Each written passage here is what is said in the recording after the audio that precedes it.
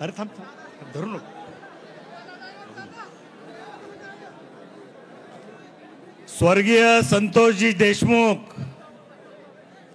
यांच्या कुटुंबियांना न्याय देण्यासाठी बीड जिल्ह्यातल्या कानाकोपऱ्यातून हजारो लाखोच्या संख्येने आलेले सर्व बंधू भगिनी तरुण मित्र, व्यासपीठावरील आदरणीय संभाजीराजे, आदरणीय मनोजदादा जरांगे पाटील, सर्व मान्यवर बंधूंनो आणि भगिनींनो, संतोष देशमुख यांची हत्या होऊन आज 19 दिवस झाले तरी सुद्धा काही आरोपी अद्याप मोकाट आहेत, त्यांना अटक झालेली नाही.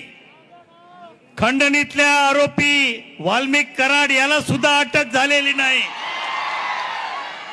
या निमित्तानं मला एवढंच सांगायचंय की गेल्या 5 वर्षामध्ये 4 वर्ष धनंजय मुंडे या जिल्ह्याचे पालकमंत्री होते. या ठिकाणी पंकजाताईंनी सांगितलं की या धनंजय मुंडेंनी आपलं पालकमंत्री पद भाड्याने दिलं.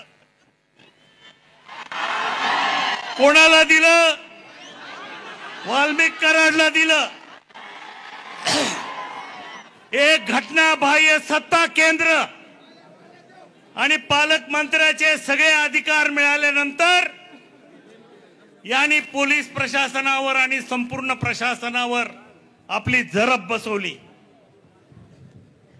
फोन करून पोलीस स्टेशनला सांगायचं की ह्याला उचला, 307 मध्ये अडकवा, 302 मध्ये अडकवा. हजारो बेगुन्हा नागरिकावरती या ठिकाणी खटले. गोदावरी नदीतून दररोज 300 हायवा ह्या वाळूचा उपसा करतात. कोणाच्या आहेत ह्या हवा? आणि म्हणून या ठिकाणी या सर्व गोष्टीला ज्यांनी या वाल्मिक कराडच्या पाठीमागे आपली शक्ती उभी केली ते धनंजय मुंडे मंत्रिमंडळामध्ये असल्यास या केसमध्ये कोणालाही न्यायाची अपेक्षा नाही. आणि म्हणून या निमित्तानं मी मुख्यमंत्री आणि अजितदादांना विनंती करतो की या केसचा निकाल जोपर्यंत आरोपीला फाशी होत नाही तोपर्यंत त्यांचं मंत्रिपद काढून घ्यावं.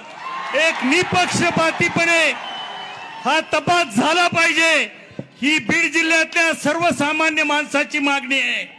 आणि मला आपल्याला सगळ्यांनाच विनंती करायची आहे की आजचा मोर्चा हे आपलं पहिलं पाऊल आहे आणि न्याय जर मिळाला नाही तर याच्यापेक्षा सुद्धा अतिशय कडक आणि मोठं आंदोलन या देशमुख कुटुंबियांना न्याय देण्यासाठी आपल्याला करावं लागणार आहे.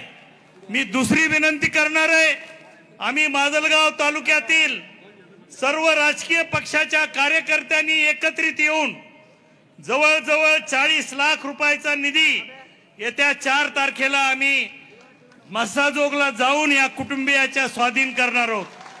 बाकीच्या कार्यकर्त्यांनाही मला विनंती करायची आहे की 2 छोटी मुलं आहेत, म्हातारे आई वडील आहेत, एक भाऊ आहे, त्या भावाचं कुटुंब आहे, या सगळ्यांना आपल्या आधाराची गरज आहे. संतोष देशमुखचं कुटुंब हे प्रत्येकाने समजलं पाहिजे की माझं कुटुंब आहे आणि त्यांना मदतीची गरज असताना आपल्या सर्वांना मला विनंती करायची आहे की जी काही मदत आपल्या हातून घडेल ती या कुटुंबियाला आपण सर्वांनी करावी. धन्यवाद. जय हिंद, जय महाराष्ट्र.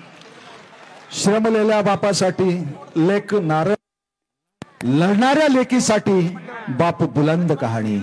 यानंतर वैभवी देशमुख संतोष अण्णांची कन्या आपले विचार या ठिकाणी प्रकट केले.